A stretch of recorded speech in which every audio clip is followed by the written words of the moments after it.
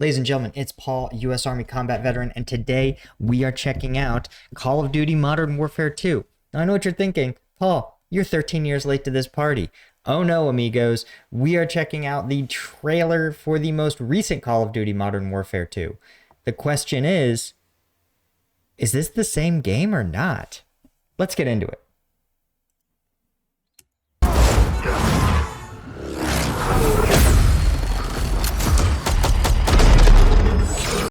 All right, well, yeah, I'm going to point this out. I actually appreciate this. So, traditionally, the Call of Duty games were pretty annoying because they tried to be realistic, but were actually just sort of thinly veiled action hero, like self-inserts. Now, there's nothing wrong with making Rambo the video game, to later Rambos, not the first Rambo. That was actually like a actual political commentary. But there's nothing wrong with making over-the-top action thrillers. People love them. And frankly, I understand. It's escapism. You don't need every game to be a gritty, realistic warfare simulator where this, sometimes you just want things to be a preposterous, globe-trotting, big explosion Michael Bay adventure. So I appreciate that Modern Warfare in the first 7 seconds of the trailer has let us know that that's what this is going to be. We got a hit on Hassan. We can't take him in Iran. He's not in Iran. Who do we send? So they have been milking this franchise so hard. And if you've listened to me rant about anything, you know that I have a problem culturally with the fact that a lot of the biggest and most noteworthy games, movies, to an extent, even television shows, these are farmed or recycled intellectual properties. They're previously hit books, they're previous franchises. This is literally named exactly the same as a 13-year-old installment. Is it because there's nothing new under the sun? Is it because culturally we're so bereft of new ideas, or that just people don't want new, they just want the same things recycled again and again and again, like trying to capture some sort of nostalgia for 2009's unplayable, frighteningly cruel Call of Duty lobbies, right? I understand nostalgia as well as the next person, but like, why not make some new memories instead of rehashing the same stupid movies, films, TV, video games again and again and again and again?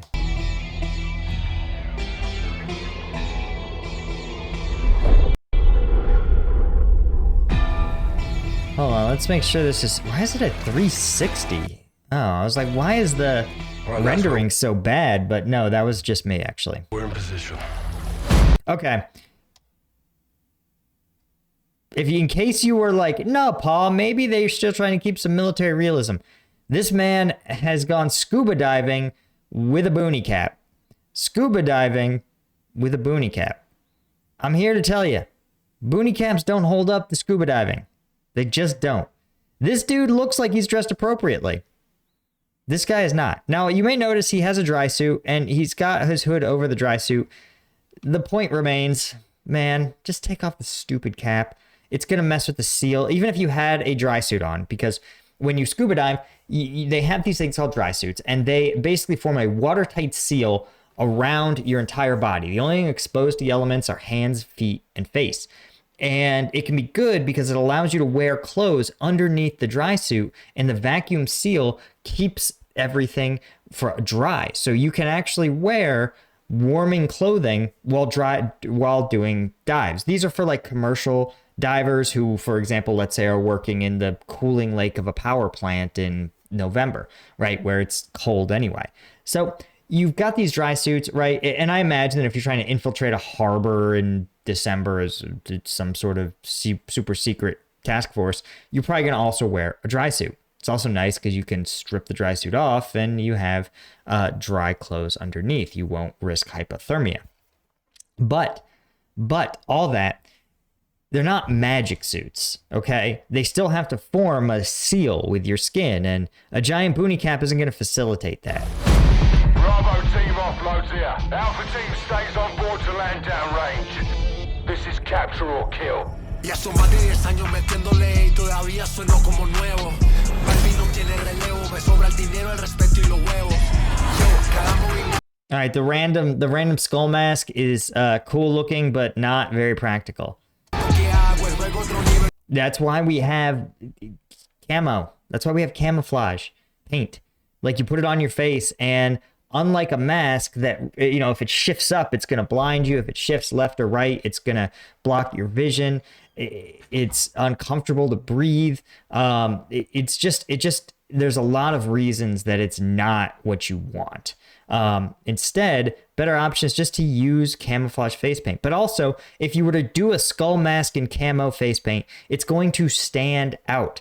Literally, the reason the skull mask looks cool is the same reason it's terrible as a camouflage technique. And that's because it takes the brightest, whitest, face and imposes it on your face. The whole point of camouflage is to break up the natural human appearance, right? The natural human outline. So if you take something that is literally a skull and exaggerate those features and put them on your face, you're going to make yourself more easy to stare at, not less. Instead, what you want to do is you want to break up the human form. So you can do that by having, for example, lines across the face. You oftentimes are told to do dark paint on the most prominent places of the face. So the nose, right? The brow ridges, the cheekbones, and you do it in ways that don't look really symmetrical, that sort of look asymmetrical like the natural surroundings, because human beings are generally symmetrical. Then you do lighter camo where naturally the face would have darker shadows. So inside the eyes, right? Under on the jaw, temples. So, right, that's how you want to camouflage yourself. The skull mask does the exact opposite. Most prominent points, most light points are getting even lighter. Watch the containers! How the hell did Iran get their hands on this? It's either Russia or us. Oh, man. Well, this is aged weird because we know that it's not Russia or us. Russia tries. God bless them, they try, but they just don't have that first-rate military. But what they do, I mean, it's not clear that they even have first-rate special forces, honestly. It's a little weird.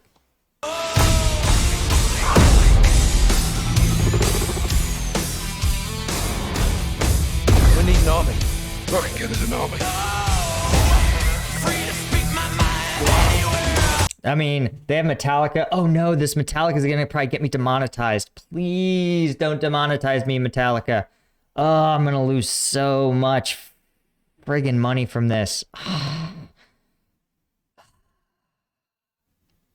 damn it. Alright, well, if you lose, you lose. Mexican Special Forces, 141, they are your brothers now. Okay, one thing that we will acknowledge here is that, so there's a really fascinating history behind the Mexican Special Forces for good and bad reasons.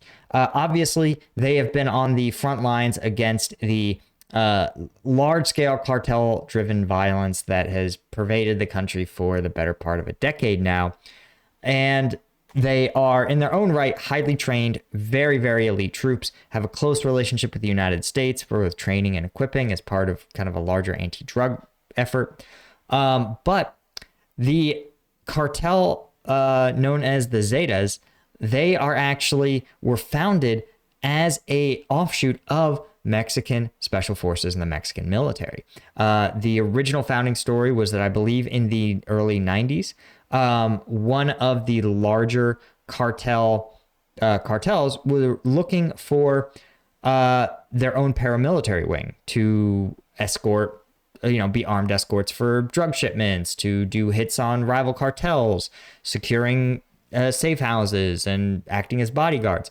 And so they naturally went to the Mexican military. And they found defectors in the Mexican Special Forces who basically left active duty, the Mexican equivalent of active duty, and began to work for the cartels in this paramilitary wing.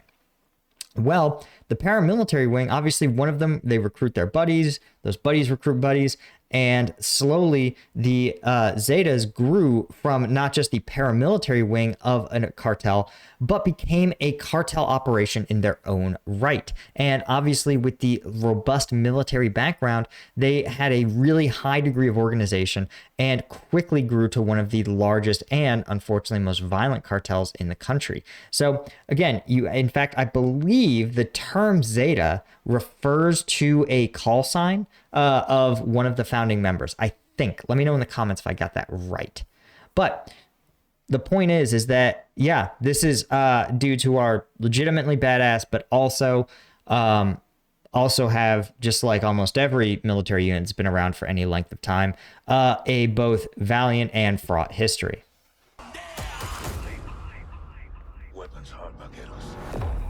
The ultimate weapon is team. I think they mean teamwork, but that's fine.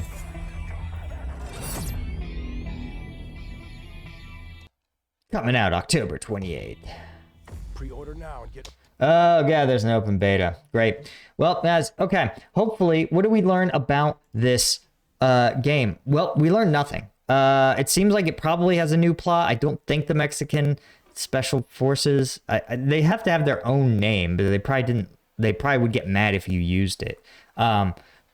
Mexican Special Forces. Yeah, I don't know. I guess it's novel. It still seems like it's just recycling the same characters, the same storylines, the same good old-fashioned cash grab that I'm sure has rushed development and is going to just basically be a what's the word I want? Farming of the Call of Duty franchise. Anyway, guys, thanks so much for joining me. If you want to access some exclusive content and videos that are just a little too spicy for YouTube, you want to become a member of the Patreon. Patreon. Thanks to our Lieutenant tier patrons. All right, I'll see you guys in the next one.